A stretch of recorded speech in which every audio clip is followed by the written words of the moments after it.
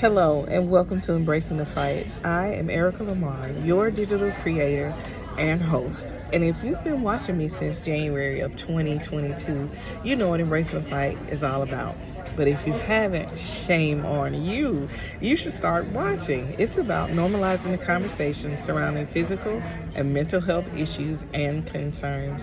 Now, today is a little bit more of a unique situation. I actually have, someone that's sitting next to me, and we met in a different, kind of way, a different setting. But now that we're actually sitting down and having lunch, he agreed to do, this podcast with me. However, he doesn't want to show his face. He doesn't want, anyone to know, who he is per se, because you'll have to understand what the situation is before you judge, before you say anything. And embracing the fight is about not judging a person, but helping them to be, their very best self by being able to speak freely and openly about the things that they are going through. So the title of this particular podcast, this episode, will be "There's No Place Like Home." All right, so when we say there's no place like home, what exactly, does that mean for you? Because you haven't been home in how long? I haven't been home in about 3 months now. Okay. Home is pretty much like it's somewhere where you build your foundation. You got family, got support, things like that. And I'm pretty much trying to start my life over, start a journey down in Florida, try to get myself together, then start a new foundation down here. Okay. And where did you move from? I moved here from East St. Louis. Okay, you moved from East St. Louis to Florida. You don't have any friends, no family, no nothing here, right? Nothing at all. And when you say nothing at all, you mean no job, no car, nothing. All right, so everyone out there, he is looking for a position operating a forklift. He is in the Orlando, Florida area. He does not have a home currently, but he is looking. He needs somewhere to live, somewhere to stay.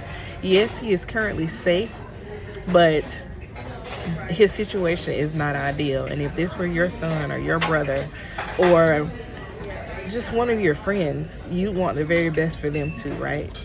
So let's hear more about this story. So how did you get in this situation? Well, pretty much I was involved with somebody.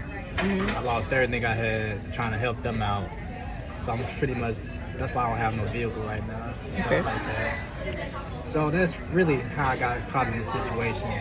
So I'm trying to dig myself out this hole, but I'm trying to prepare my son in the same process as well, if that makes sense. Okay. So this person, though, that you helped to dig out of this hole, are they in a similar situation as you? No. Or they're not? They're not. So they took everything and you have nothing? Pretty much. At this point. Okay. So what skills do you have that will help you find employment? I have about 13 years of forklift experience. I'm very people-oriented. I love to work safe. Pretty much a whole lot of manufacturing experience, a lot of customer service experience, things like that. Okay. So what's something about you that would make you unique to make someone want to hire you? I'm a very hard worker, very safe worker. I'm a very passionate person. I get along with all types of people. I'm just a high-quality type of person to work with. Okay. And if someone wanted to reach out and help or assist you, how could they do that? Do you have Cash App or Venmo or Zelle or anything like that? Yes, I do have Cash App. And what's your Cash App handle? Let's see.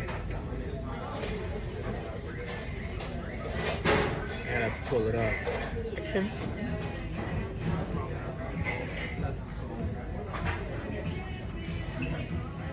It is tbarnettgrind. Money side tbarnettgrind. Grind, Yeah. Grind. Grind. So it's TBARNETTGRIND with the $sign in the front. That's T Barnett Grind. Okay.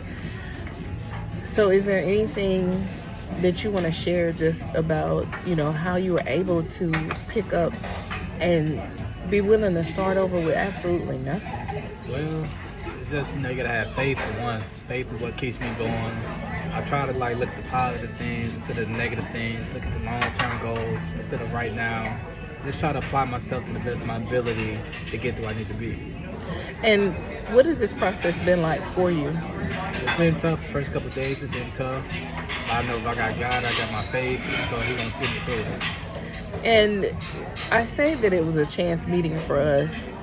The question that really that I had when I first met him was why, didn't he just tell me what he had going on? Because I revealed a lot of things about myself to him that, I wouldn't just normally, tell anyone else. And I couldn't understand, why, he was like holding back. So can you kind of expand on that a little bit and tell me why? What made you hold back from saying what was really going on? I guess because I've never really been in a situation like this. It was embarrassing at first, but now I'm trying to not really get judged on it, but just try to open up a little bit about it. Mm-hmm. And I know that everybody goes through things. People go through stuff that become better. God won't put you through something that He can't handle. All right. And when you were looking for places to stay, or you were looking for, safe areas, have you considered going to any churches or anything like that? I have not. Honestly, I didn't know churches would do stuff like that, but I will be willing to. It's definitely a strong possibility. And it's interesting that he says that, because a lot of churches have gotten away, from really, really helping people per se. No, I can't say that about my church. My church, reaches out, they help folks, they do, lots of things all the time. But it's interesting to hear a person to say when they're down on their luck that it's difficult for them to even think of going to the church. That's something that definitely has to change. So what are going to be your next steps? Well, my next couple goals is to get employed, start working, get established, get another place, give me another vehicle, and just work my process, my plan that I wanted to do. Okay.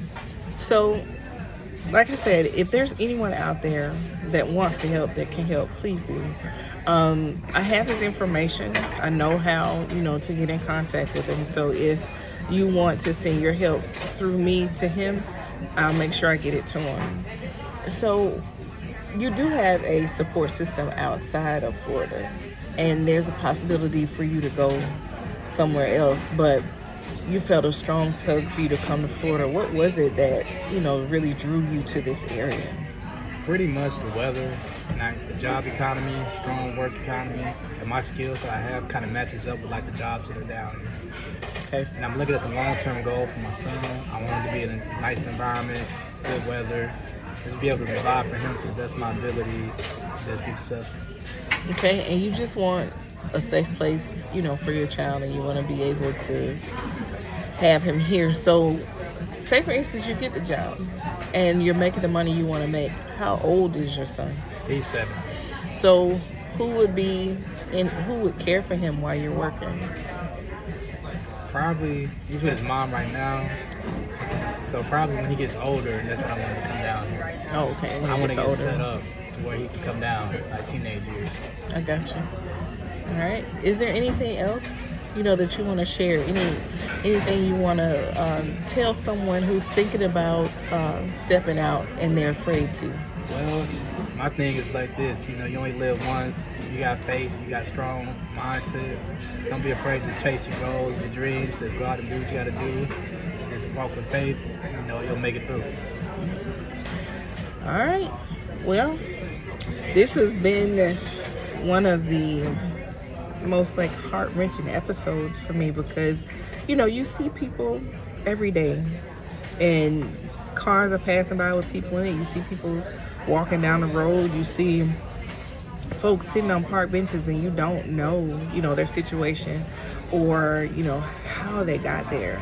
But at the same time, who are we to judge? Because truth be told, we're probably 2 paychecks from being in the same situation ourselves, either because of sickness, not managing our funds properly, or having some tragic event, to occur.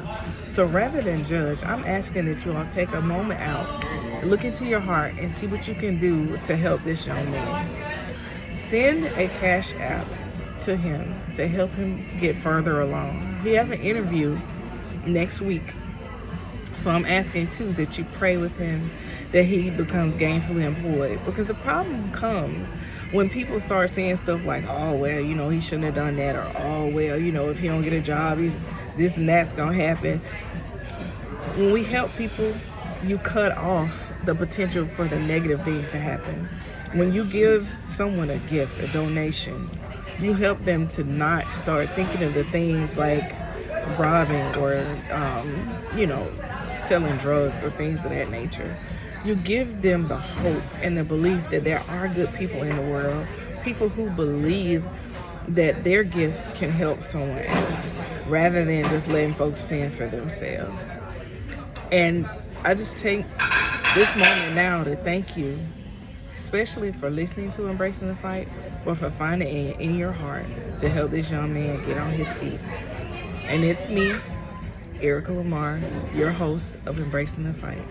I thank you for tuning in, and I hope you have an absolutely amazing day.